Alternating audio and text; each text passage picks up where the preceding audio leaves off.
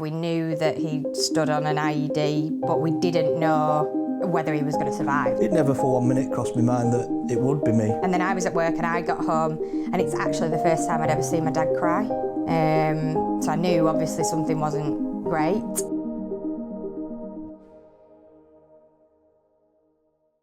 Grew up in Clitheroe. I lived in a small village just outside, and it's sort of Ribble Valley countryside. So as a child, it was an amazing place to grow up with fields and trees to build dens and all the stuff kids should be getting up to, I suppose, rather than computers like these days. I sort of took to school well. Academically, I passed my 11 plus and ended up going to Clitheroe Grammar School. I used to live in a pigsty, whereas Rick used to live in an immaculate bedroom, to the point where he would quite frequently empty the whole bedroom out into my parents' bedroom, clean it all, to the nth degree, and then put everything back in the same place, very regimentally.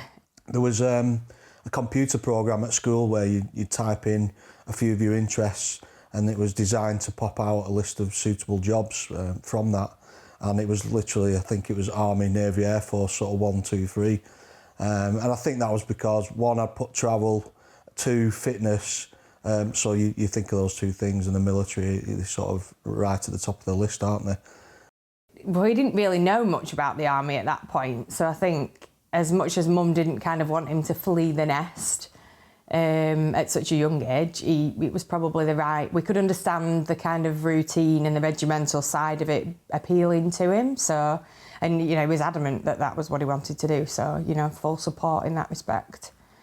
Basic training, which whether you're a chef, a mechanic or an infantry soldier or anyone else, we all do that basic training. It's basic soldiering skills. I completed that and I loved it. Crawling through streams and stuff. There were cold and hard times, don't get me wrong, but it was like being a kid again, playing soldiers in your dens and stuff.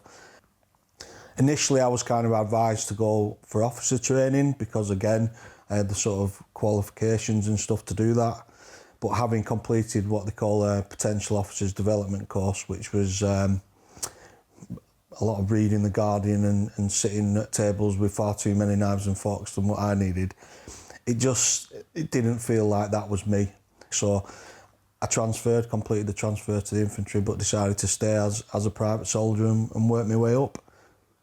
I know initially my platoon sergeant at the time didn't think I'd cut it, and they were sort of thinking I'd be one of the ones that left early. But by the end of it, I ended up winning the best REME apprentice, the best overall apprentice, and the best at military training. So I really kind of, once I'd settled in and stuff, really got stuck into it. I was lucky. I was always a fit lad. I'd play football and stuff, and I'm not a naturally fit person, but I enjoy doing sports and stuff, so that kept me fit. And then academically, I'd always done well, so between all those things, I seemed to thrive in that environment, and I was really proud to pass out, and my mum and dad and some family watched me pick up those awards. It was amazing. Off to battalion then, and the first tour was Northern Ireland. So off we went to Omagh, which was classed as a fairly safe place. We were probably out of the heat of the main conflict time. This would have been 98. But there was still a lot of stuff going on over there, and Omagh was 50-50 in terms of Catholics and Protestants, so in that respect a fairly safe environment. A massive car bomb in Northern Ireland has killed more than 20 people, including children. It exploded in a busy shopping street in Omagh, County Tyrone. About 100 people have been injured. I was in the quick reaction force team that was out there and down within the blast zone within a few minutes. So I saw exactly what had happened and the state of the injuries and everything. And obviously we go straight into training mode. We start cordoning off, dealing with casualties. And it was hard at the time. We worked for hours on end to just keep everything going. You had people's relatives and friends coming to search for them because they were missing and worried, and you had to obviously empathise and speak to them. We didn't know where some of them were, so it was hard to kind of deal with that. I was at 19, I think.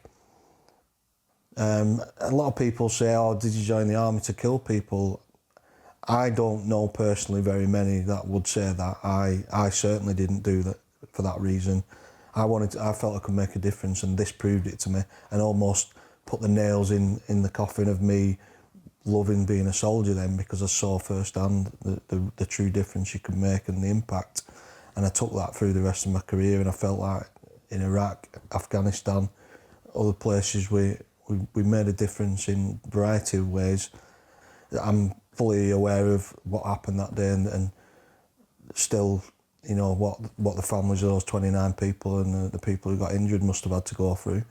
But at the same time, there were some positives from our point of view as a British soldier.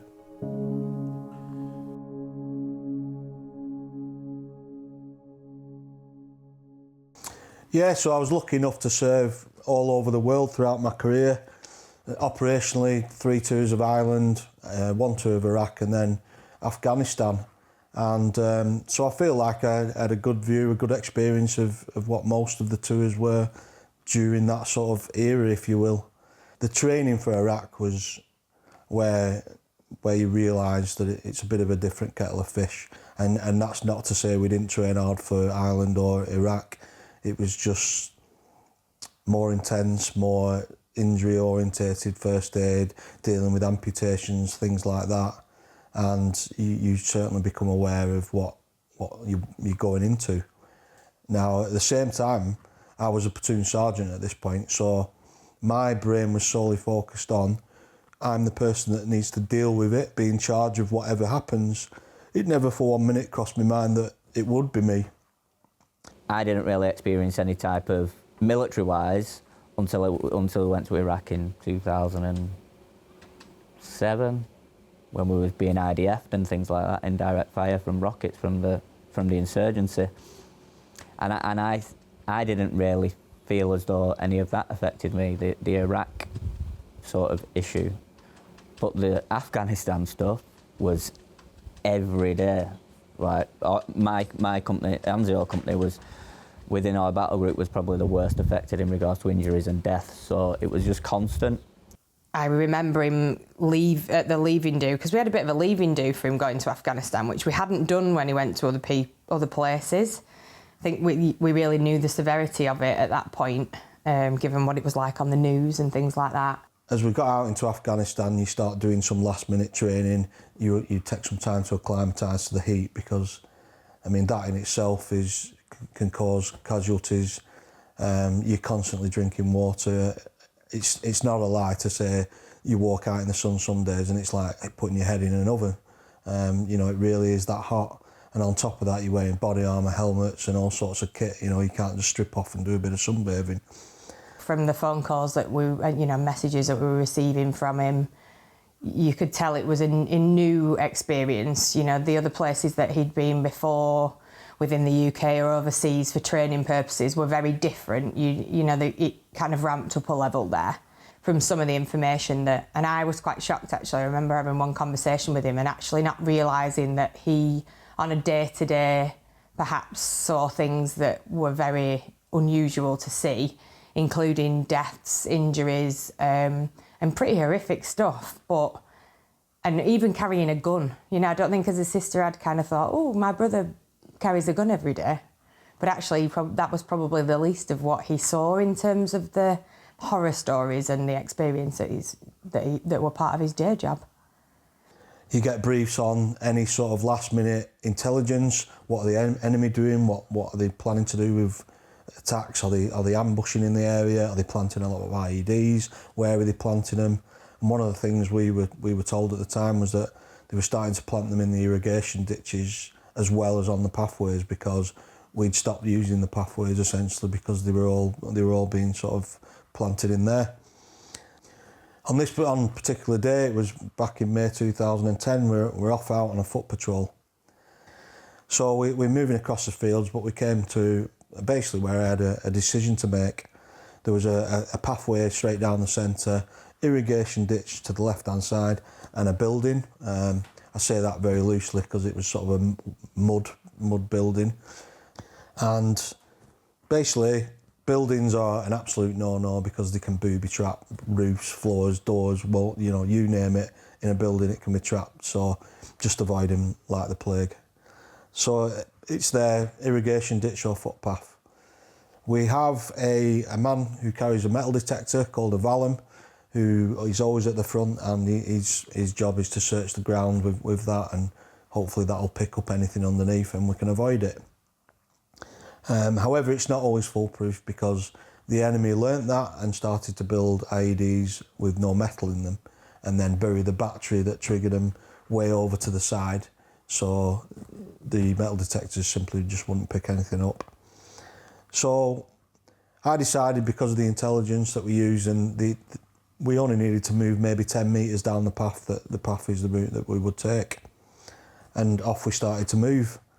At this point, I'm third man back. We've got the metal detector man at the front, a guy behind him who's his cover man, and then myself at the front, sort of leading with the map reading and such. And as we're moving along, I got a shout from behind me, so we stopped the patrol. Everybody took a knee, and it turns out there was a battery that was going from one of the electronic countermeasures pieces of equipment, which is basically something we carry to stop remote control bombs being set off by mobile phones and things like that. So the battery needed to be changed over. We always carry spares.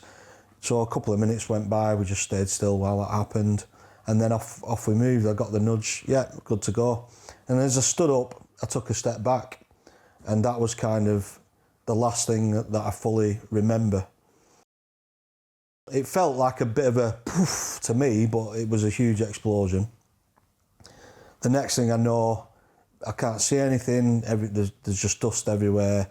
Didn't really understand what was going on until people started coming towards me, my team, and they started to treat the injuries, and that's where I realised that it was me I'd been hit. And it was a really strange thing because you don't feel any pain initially, or I certainly don't remember doing, and I didn't know what had happened. And yet the second you sort of understand that people are coming and they're treating your injuries and it clicks in your brain, the pain automatically comes straight after it. It's quite bad to say, but it was sort of a regular occurrence as such in regards to what minimised. So that's where all telephone calls in regards to welfare and internet connectivity is switched off. So there's no connection and interaction with the outside world. And that's obviously when you know that there's been such a major incident that somebody's been injured or obviously worse, or all killed as such. So there's no communication back home because obviously in regards to like next of kin notification and stuff, that has to rightly take place before people start putting things on social media and letting the families and friends know before actual family know that things are going wrong. And I was in Afghanistan myself at the time, and we were having a lot of serious injuries right across the regiment and fatalities in 1 Lancs and 2 Lancs, which were pretty devastating on the soldiers at the time. But when you're in theatre and occurrences happen, you don't have much time to reflect on them because the situation's still fluid and you've still got a role and an operation to be continued with. It's only after the event, once the operation's over and people start to link back in, that you really sort of get the gravity of what's actually occurred. Luckily we carry morphine, so that was one of the first things. They got the morphine pen out and went to jab that into me, although completely because of the panic and the sort of danger of the situation, the guy got his out, and it's very much like a pen, if you will, where you click on the end and stab it in, and he had it upside down and he ended up stabbing it into his own thumb. So he had quite a good time, high as a kite for a bit of a period after that. But we do carry spares as well, so thankfully I did get mine very shortly afterwards. I can laugh at that now. Obviously I wasn't even aware at the time. But that shows you the sort of panic in the situation when people are just trying to do a simple task, and you know how even though we were so well trained, things like that can happen. The next thing, they were obviously stopping any bleeding, stabilising me, chucking me on a stretcher and moving me back to where the helicopter was going to pick us up. It was about 9 minutes, I believe, when the helicopter landed. All I can remember thinking this entire time was that if I'm awake, then I'm all right. So it was a very simple logic. I didn't feel like I was dying, or I wasn't, life wasn't flashing before my eyes, or it was just a soul instinct of just stay awake and then you're all right.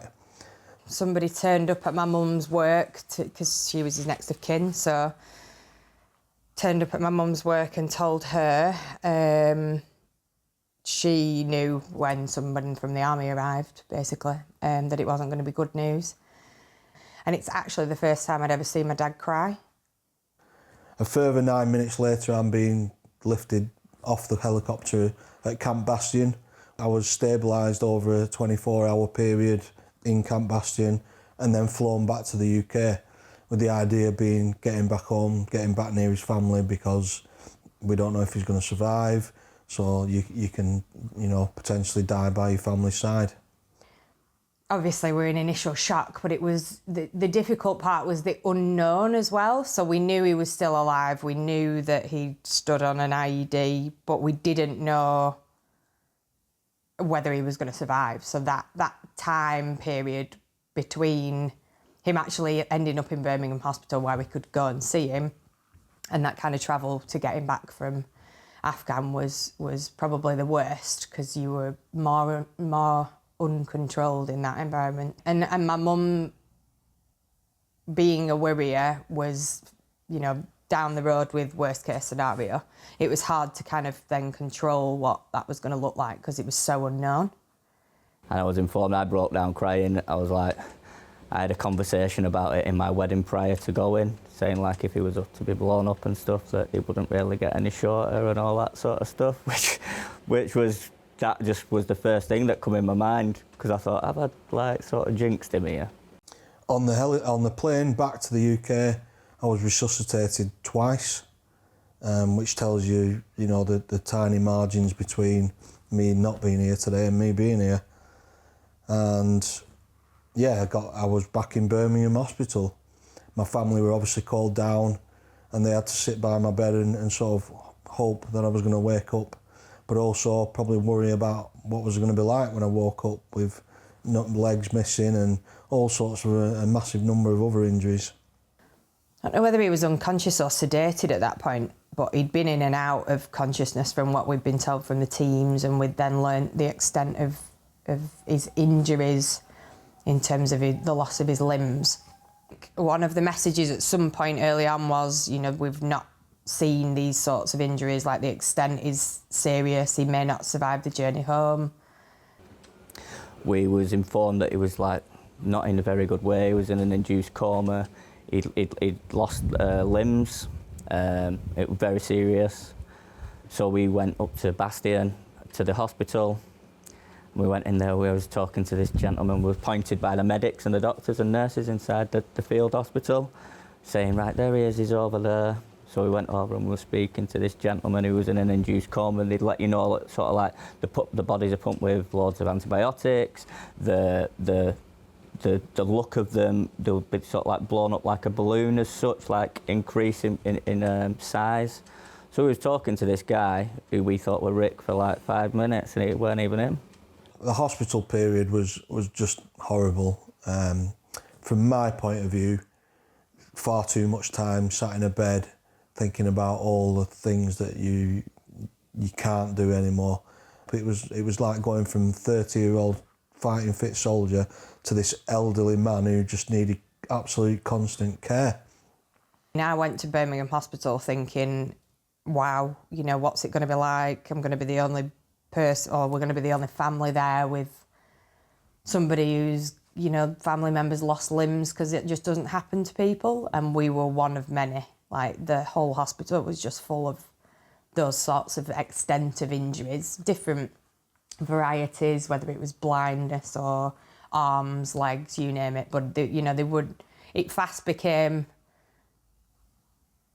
clear that you didn't get minor injuries from being in places like Afghan. He actually passed out afterwards, I think. So my brother goes into hospital with these injuries and I decide to take the limelight, pass out. When I walked into the ward itself, Rick was on the bottom left. I went in and had a chat with him, and that was nice. I was probably very anxious and worried about what I was going to witness. But then it's sort of like going seeing a relative. I remember going spending time with my granddad when he was passing away and stuff, and it was like, this needs to be done. Like, this could be like one of the last chances you ever speak to him, and you need to be as positive as you possibly can, and that's what we did when we was there. So we were just positive in regards to talking and just putting on positive messages. It was a terrible experience. I think what me and my dad had in common, that we were quite level-headed in those sorts of situations. And we just, I suppose, tried to look after my mum and be there for Rick in whatever he needed. It wasn't really about us.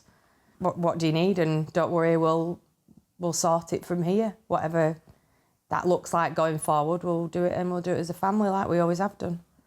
Gradually, I sort of started to look forward to the next operation and the next stage of recovery. They told me, like, once I got to a certain point, I'd go to the rehab centre at Headley Court. That was where things really, really changed. I'm arriving at Headley Court, and there's a guy, a triple amputee, but he's like rock climbing up walls, and he's back driving again. He swims, and all variety of things. All the things I thought, well, I can't do them anymore. So I'm seeing that in front of me, and I'm starting to think, I can do that then. That's my future. So that then changes your whole mindset. We hear a lot about PTSD this day and age, and it's only when the soldiers come back and reflect on the horrific occurrences that happen to themselves or their comrades that they look at what actually effect it's had on each individual. And I think it's fair to say some individuals are affected more than others, and it depends on what they've seen and what they've done and what part they played in them incidents. To being shot at or blown up or vehicles damaged and blown up, it just becomes such an everyday occurrence or an every other day occurrence that you was emotionally just like, it was blanked out. It was just, you just desensitised to it, and everything was autopilot, and I just become an emotional wreck, I'm not even going to lie. But it's a work in progress, and we all are, and if we're willing to experience growth, then that's half of the battle, I think. I never had any concerns about him being as independent as he possibly could. He came back from Afghan physically different, but mentally stronger, and thank God he did. Rick's a great guy. He's very positive. He's leant forward into everything that he's done since the incident. His recovery is absolutely remarkable, and he inspires all of us. And as hard as things and as things can get, and as difficult as times have been, you've just got to find a way to move forward. Anything else is not an option, basically. I want to win stuff. If I'm taking part, I want to win. And I suppose I took that into my recovery, because then I want to beat this person and that person and win at recovery, you know, which is, it's not really a thing, but that's what always helped me because of that mentality. And it took me about probably a further 18 months after the initial 4 months in hospital to get fully released from Headley. And I could have actually stayed there a bit longer, but I felt it was my time. I kind of signed myself out there after conversations with the doctors and stuff that I felt like I'd done what I needed to do. Some people may not have carried on or managed as well, and he has done, and I suppose he's turned a negative into a positive. Having seen Rick's recovery and what he went through and the position that he's in now from what he was in the early days of his injuries, yeah, it's truly inspiring. I don't think anyone would know until they're in that position, because you don't really have an option. But it'd be very easy to go the other way and have a lot of self-pity. Rick lives his life every day for the soldiers that are not with us, and for the other soldiers that have got injuries. And he almost wants to say, look at me, fellas, I can do it, so can you. Yeah, let's lean into everything positively. And I know he does a lot of charitable work behind the scenes for soldiers and other veterans. I know people who are struggling with various different things, and some of them are from incidents similar to that and stuff. And it can consume you because you can't move past that point. And thankfully, I've always been very good at looking at the forward, respecting the past. But it's the past now. Let's look at what's next. And what was next was learning to walk, with the aim of a few steps with huge significance. There were many dark days, whereas he had to come to terms with one, what had happened, and secondly, start adapting how he was doing, his physicality in everything that he did. And it takes time. And it's only if you fully understood Rick's internal and external injuries that you can start giving it some thought of how, if you like, complex his recovery was. I was contacted by Preston Mobility Rehab Centre, and they said they were aware of, obviously, that I'd been terribly caught, who I was, what my injuries were, and that they felt they could do something to get me trying to walk. Rick came in to our services and expressed a desire to walk. So obviously for the patients that we normally see, that's not an unrealistic thing, but in Rick's case, he had been told before that it's unlikely that he would ever be able to walk because of the extent of his injuries. It did pose significant challenge for us, but I think at the time, our view was that until we tried and failed, then we were certainly willing to give it a go and see where we could get to. I felt like that point I was at a good place in terms of my recovery. I was fitter and wasn't particularly needing operations and surgery, so it was the right time to give it another go. Without giving me false hope, made me feel confident that we could certainly achieve something. Rick had just such extensive injuries, a double amputee, lower limb amputee, very high level on one side. If some of our other patients presented just with that single-sided amputation at such a high level, there's very few patients who go on to walk because it's just so challenging.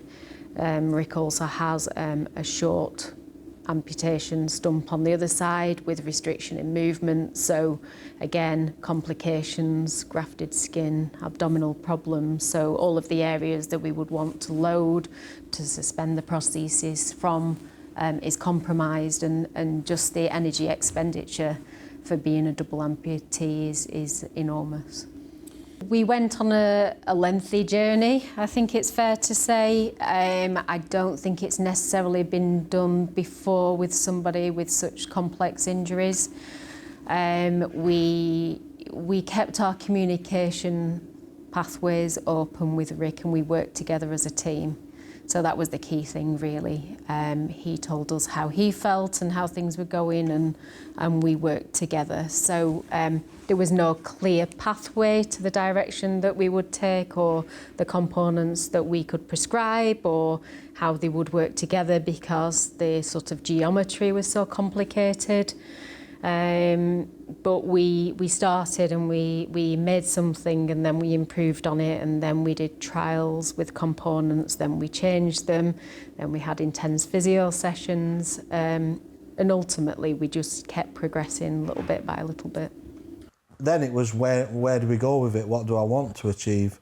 And that's sort of where the idea of walking at the cenotaph came up. I needed something, I think, for myself to set a target to, and once I had that, and how important it was for me to do that really helped me in recovery, because I've got something to aim for. I needed to walk a certain amount of distance. I think I could do 2 laps along the bars. I think the bars were about 10 metres, and I'd be absolutely shattered initially, and I'd come home and fall asleep and that was how much it took out of me. I would say all in all it probably took us a good 1.5 years to get to the point where we felt that Rick could walk proficiently to achieve his goals. Obviously I built myself up, and to the point where eventually I started on one outside the bars but one hand still holding the bars and one stick, and then to 2 sticks and progressed to the fact I could get myself standing up, not very eloquently I must admit, but I could stand up and then walk freely without the bars or anything, without anybody. All of Rick's prostheses were bespoke. The configuration of how both artificial limbs that we made sort of interacted with each other was complex, and so again everything was entirely custom made for Rick. We did have to continue to change and develop to see how we could help for his stability, you know, his standing balance, help to enable him to sit and go from sitting to standing in the first instance. Because Rick is such a high-level amputee, it's very difficult to get some forward motion of his legs, so he has nothing on one side that would help to propel him forward, and on the other leg, like I say, he's quite restricted. So we initially tried with various types of different prosthetics and advanced componentry, and then we thought out of the side of the box, what else could we do? We even tried him in an external robotic exoskeleton to try and externally power his prosthesis, but I think we all concluded that was a little bit too scary and maybe one step too far. So yeah, we backtracked to somewhere near our original plan, and we took it further forward from there. I mean, for me, if I'd have fallen, it wouldn't have been a major thing. I'd sort of, you learn how to try and fall correctly and such, so as long as I didn't cause myself severe injury, it would have just been, it would have been what it would have been. I don't think anyone would have laughed as much as I probably would have, but yeah, I think people would have felt bad if they'd have laughed at me. I think when we set out on the journey, we set out with an open mind and no time pressures, but I think I remember on one occasion Rick coming in saying that he'd posted one of his rehab sessions on the internet, which then sort of went viral, and Rick had an extraordinary amount of support and people behind him, and so quite quickly we had a deadline for him to walk to lay the wreath at the cenotaph on Remembrance Sunday. So from there, pressure was on, and we had quite an intense time. I know there were people from my regiment, people who knew of me and served with me, that came from all over the country that day to kind of come and support me as well. It was cold. It was really, really good. Like, I had my kids there, family. His dad pushed him and all that sort of stuff, and we used to do golf with his dad, and it was all like a big family thing, and then we would all always support whatever Rick was doing in his charity stuff or in his walking.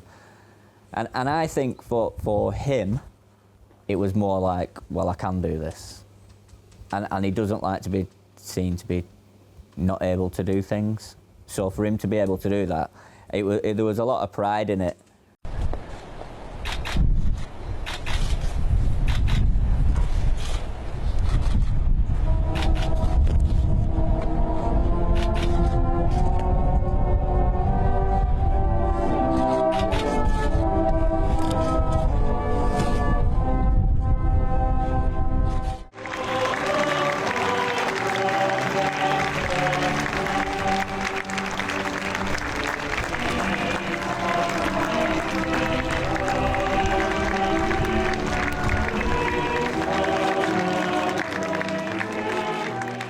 Yeah, we were there on the day, so the full rehab team was there. He was supported down to lay the wreath with our physios. So the consultant, myself, the physios, obviously Rick's family, and many, many others there, all willing Rick on. Very, very emotional for us. Quite a nerve-wracking time, I have to say, because the challenge was just enormous, and for Rick himself, an unbelievably emotional day. I think 1 or 2 steps in and the reality of what he was doing really probably hit it home. It just reinforced that if somebody has the determination and will to do something, then, you know, we are there prepared to try and help them to facilitate their goals. It was a massive occasion for myself, as much as it was really important to me that I didn't overtake the actual occasion of remembrance, because that's not what I wanted to do. I really just wanted to show that I'd worked hard for 18 months for that reason of remembrance, to do it for particularly the people I serve with that lost their lives, but, you know, for everyone in general that's we've lost in conflict. Emotional. I'm a little bit emotional now because I know that Rick would say that it's one of his proudest days of his life where he did that with his father present. And I know that Rick was absolutely determined to do that on that day. How he did it, I don't know. Yeah, I was present and I was proud as punch, and he did what he set out to do, and that was lay a wreath at the armistice on Remembrance Sunday. And you know, and it certainly takes your breath away when you see it, but it's the fact that his father was there meant so much, and his mother. I think without Rick's determination, grit, strength, courage and all the rest of it, he wouldn't have achieved his goal. It doesn't matter how much we sort of inputted into it. Without him being totally committed, he wouldn't have got there, but his mental strength just meant that he could overcome all of the barriers that he faced. I did feel like emotional on that for him, and like pleased for him to just, even if he was only going to do it once, he's done it. He doesn't have to prove anything else to anybody else again, or even himself. He knows that he can do it, and that is what it is. So it was good. Remembrance was good in regards to that respect. After I'd done the walk, we went round the cenotaph. I sat back in my chair, and there was just about a minute where I kind of just had to breathe and gather myself. There was a point where I was very close to tears, and I don't often sort of get emotional, but I was, you know, that's how much it meant to me. In 2012, another challenge, this time courtesy of the London Olympics. I was nominated, I believe, for both there's 2 separate torch runs, isn't there, for the Paralympics and the Olympics. When he had the Olympic flame and that was the worst weather ever. And when he's going up past the Gimpub up the hill and all, giving him the craziest leg going up a hill in a wheelchair, that was madness, but it is what it is. Thank you, Olympic Committee. But he did it because he won't not allow himself not to do it. The amount of times people have come to me and said, why don't you do the Paralympics? And my answer to that is, why don't you do the normal Olympics? They don't understand that these people are not just disabled, they are full-time athletes that train just as hard as any other normal athlete, and it's a career, and that is not, I haven't got the dedication in that field to do that. I have absolute respect for them. I try and get to the gym 2 or 3 times a week, and that's good for me, that's brill. To do what they're doing and win gold and stuff is just, it's way levels above what I am, and yeah, I sometimes feel people don't quite understand that. One of the things I'd always, not regretted, but missed out on, I felt missed out on, was going to watch United, because tickets were so hard to get, and I couldn't get a season ticket because I was always here, there and everywhere with the army. So the more I went, sat in the wheelchairs, and the more I saw the great work that the Disabled Sports Association did, to the point where I just thought, I'm going to offer them help, see if I can do anything. It was at a Mudsa annual dinner that Ole Gunnar Solskjaer, who was then manager, was the guest speaker. And people were asking questions and in a Q&A session, and instead of asking a question, I decided to offer my services to the team, thinking nothing had come of it, but if you don't ask, you don't get. And a real lucky turn of events, if you want to call it that. Ollie, to his word, said, I'll get your number, I'll send someone to be in touch and we'll sort it out. And he did it. He got his assistant, I think it was, got in touch with me and basically arranged for me to go up to Carrington and speak to the first team. I remember getting in my car here at home, ready to set off, and I was sort of giggling to myself, thinking, is it real? Am I really going to do this? You know, that's how much it meant to me. And the idea was a little bit about resilience, you know, about mental attitude, positive attitude, how it can help, but also the similarities between soldiers and footballers. They have their battlefield, they have the football pitch. We have our battlefield, you know, going to Afghanistan or whatever, but there's also having that same mental attitude of stepping across that line and fighting for the people at your side and things like that. Yeah, it's a day I'll never forget. Just absolutely amazing.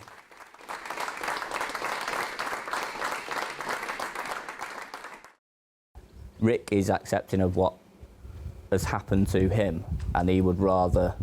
He's thankful that although his injuries are physical, he's glad that he doesn't suffer with it mentally, because obviously they're sort of like hidden things. So he's very humble in his approach in regard to life, and from what when I have spoken to him, he's the first person to give you an hand with anything, to support you with things, to support ideas. It's better to be busy and better to give something back, and I think that's at the heart of what he's doing. So. And I know that he's put a lot of soldiers in a better place, employment, accommodation, basic needs, finances, and he really does help, and he continues to do so. For somebody who's been through that, it's amazing that he can share it. He gets a lot out of being able to do that and give something back. You know, if he got the opportunity to go back in the army, I dare say he'd probably still go. I love doing the charity work, and there's a couple of reasons. The main one being I've seen firsthand the impact of these charities and what the money you raise does, but what the charities do, it's not always money what people need. Sometimes it's support or whatever that might be. And number two, it's important that I can show people that being in a wheelchair, not having legs, being disabled in general, you can still do so much. I feel like I probably go out and do more than the vast majority of people I know who are able-bodied. Met Bryan Adams. That was very random in terms of not only is he a hugely talented rock star, he likes doing a bit of photography, I find out rather randomly. I initially thought the email was a bit of a scam, if I'm being honest. Like, Bryan Adams wants to take pictures of you. Just thinking, yeah, this can't be true. He basically did a book based on injured soldiers, wanting to show the realities of war in terms of the scars, the injuries and stuff. So that was really interesting to be part of. And I was cheeky enough to ask if they could sort some accommodation for me in London, because I had to travel down. He was actually doing the photography at his house, and he kindly offered to let me stay at his house for the night, so I was lucky enough to get more time with him than any of the others because I stayed over. There are certain perks to getting blown up.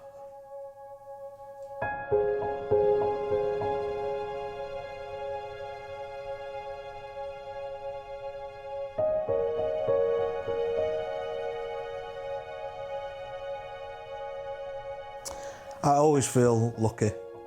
I probably shouldn't be here today with the injuries that I had. Yeah, hugely lucky to have lost friends over there who would happily switch places with me. For me to feel sorry for myself and unlucky and negative about it all, I think would be disrespectful. That's how I feel anyway, to their memory. We're always worried about him because, I mean, it's no secret. Rick's an absolute miracle that he's still here on this earth, and he'll be the first to say that. He has no understanding of how he made it and others didn't. He's showing in people that things can be done even though you believe that they sort of can't be done. Like, his adversity level's probably like, it's past 10, but it's probably like I'll give 10.25 or something, because if we give him too much, he'll like get a big head or something. But it's wonderful that people, you know, want to be involved and want to know what his journey was like, and that he can help people, and he has, you know, he's got a story to tell and a lot of love to give. So there are worse brothers that you could have. Being a soldier was a huge part of my life, but it's still just a part of my life. I'd like to be known in the future or at the end of my life as somebody a lot like more rounded than that.